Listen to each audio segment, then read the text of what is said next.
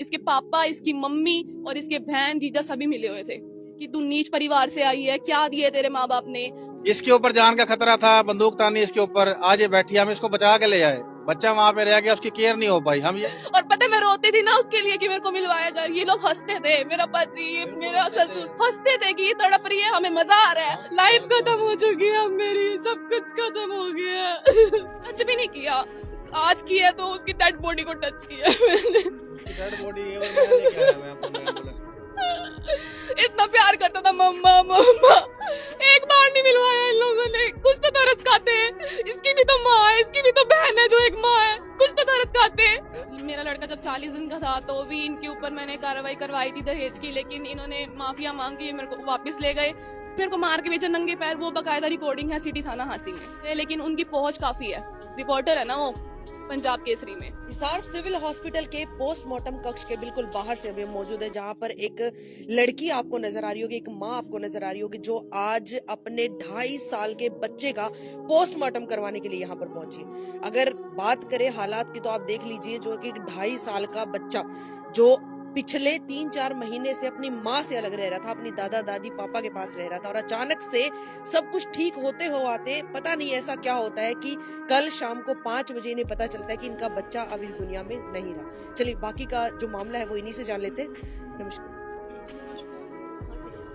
हांसी खतियान मोहल्ला। क्या हुआ था एक बार मुझे बताएंगे? और जैसे कि आपने बताया भी 3-4 महीने से आप अलग भी रह रहे थे, क्या मामला था? कितना टाइम आपकी शादी? 4 साल हो गए मैम मेरी मैरिज को। और पहले भी एक बार भाई इसी चक्कर में कि हम आगे से इसको तंग नहीं करेंगे, लेकिन उसको ले जाने के बाद 6 महीने का मैं अपने मायके में करके गई हूँ मेरे बच्चे को। तो उसके बाद ले गए, लेकिन इसका उनको ना मन में रह गया कि इन्होंने मेरे ऊपर केस किया था। उस चीज की इन्होंने खुंदक निकाली। इसके पापा, इसकी मम्मी और इसके बहन जीजा सभी मिले हुए थे, जबकि वो यहाँ रहते नहीं थे, लेकिन उनकी पहुंच काफी है। रिपोर्टर है ना वो पंजाब केसरी में। तो उनका लगातार फिजिकली, पहले तो मेंटली टॉर्चर करना कि तेरे को घर से बाहर नहीं जाना, किसी को बताना नहीं है, जैसे हम कर रहे हैं, अपनी मनमानी करे रखना। और 1 साल से मेरी मम्मी ऑक्सीजन पे ही है, उनको लंग डिसीज हो चुका है, तो मैं वहां पर बिजी थी, कभी यहाँ चक्कर कभी वहां, रोहतक पीजीआई से उनका ट्रीटमेंट चल रहा है। इस दौरान इन्होंने अपनी मनमानी और ज्यादा स्टार्ट कर दी, जिसकी वजह से ना ये 21 सितंबर की बात है, इन्होंने मेरे को फिर से मार पीट के मेरा फोन खींचा सबसे पहले, क्योंकि उसके अंदर थे सबूत मेरे फोन में, रिकॉर्डिंग थी इनकी बकायदा, जो इन्होंने मेरे को धमकाया, दोस्तों के आगे मारा है पीटा है। नशे करता था ये, शराबे पीता था, और अपने बाप के साथ बैठ के भी शराबे पीता था और मनमानियां करता था मेरे साथ। मेरे माँ बाप को गाली गलौज देना, मतलब कि गंदी गंदी बातें कहना कि तू नीच परिवार से आई है, क्या दिए तेरे माँ बाप ने। तो इन्होंने 21 सितंबर को मुझे घर से निकाला, मेरा बच्चा छीना, मेरा फोन छीना। उसके बाद इन्होंने खुद ही एमएलआर कटवा दी मेरे पति ने कि मेरे पापा इसको मार के गए हैं, और इसकी बेटी भी, मतलब मैं भी उसको मार के आई हूँ। ठीक है, उल्टा मतलब मेरे को करना चाहिए था, उसने मेरे को मार के भेजा नंगे पैर, वो बकायदा रिकॉर्डिंग है सिटी थाना हांसी में। तो हमने बल्कि वापस ले ली इस चक्कर में, परिवार के कहने भी कोई बात नहीं, पंचायती अगर होता है तो अलग हो जाओ, लेकिन ये नहीं माने। इन्होंने फिर डीएसपी को दी, एसएचओ को दी, एसपी को दी हमारे खिलाफ। फिर हमने इनके ऊपर केस डाला था डीवी एक्ट का, और बच्चा लेने का एसडीएम को, ये देखो ये एसडीएम को मैंने डाला था कि मेरे को बच्चा दिलवाया जाए। इसमें लिखा हुआ है कि उसकी जान को खतरा है, वो अनसेफ रह रहा है। लेकिन अथॉरिटीज ने कोई इस मामले को हल्के में लिया, बहुत लाइटली लिया है, जिसके परिणाम स्वरूप ये आप देख सकते हो। एसडीएम साहब ने अपना इसकी जो उनको लिखा हुआ है, वहाँ के जो थाना प्रभारी है, उन्होंने ये जवाब दिया है कि बच्चा अपने परिवार के पास रह रहा है। हमने उसमें लिखा हुआ है परिवार के पास तो रह रहा है, हमें भी पता है इस चीज का, लेकिन वो वहाँ पे अपना सही नहीं रह रहा।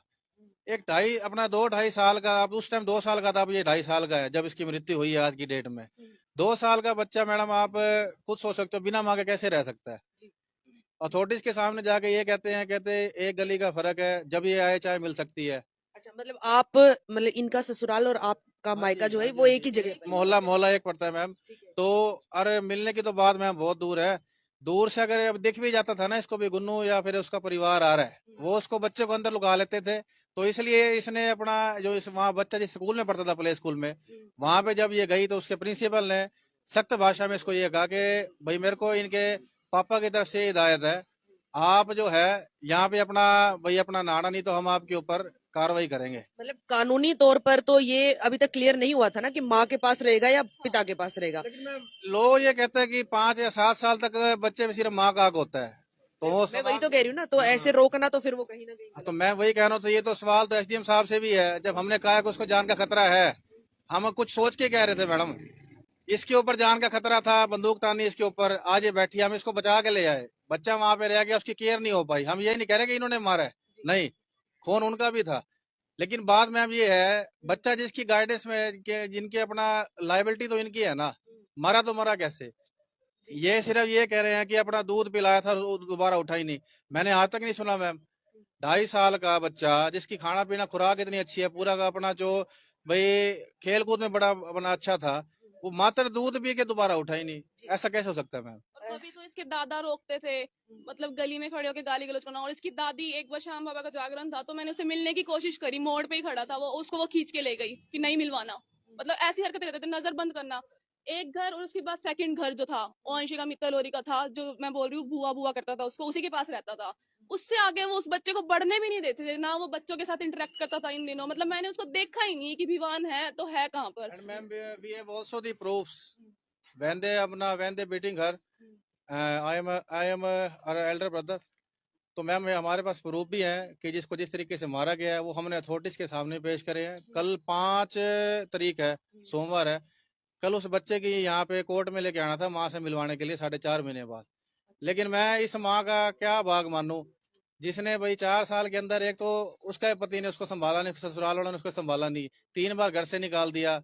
और अब इनको शांति अभी मेरे ख्याल पड़ी की होगी शायद, जो इनके घर में कोई सूझवान बंदे हैं, अब मिल गई खुशी। अपना ही खून जो इन्होंने भी अपना खत्म कर दिया। अच्छा, जब आप उनके पास रहते थे तो क्या उन दिनों में भी आपके बच्चे के साथ कुछ ऐसा आपको महसूस होता था कि गलत हो सकता है, जो आपने ये लिखवाया कि मुझे असुरक्षित महसूस हो रहा हाँ, मेरे को होता था, क्योंकि ये लोग ना उस पड़ोसी के घर दे के आते थे। मैं उनको मना करती थी कि आप नेबर में मत दिया करो, खुद पालो बच्चे को, उधर क्यों देते हो आप? एक बार होता है, 2 बार होता है, डेली देना। रात को मैं किसी काम से गई हूँ, आ रही हूँ तो वो 9 बजे वहां से निकल रहा है, तो मैं क्या समझू इसको?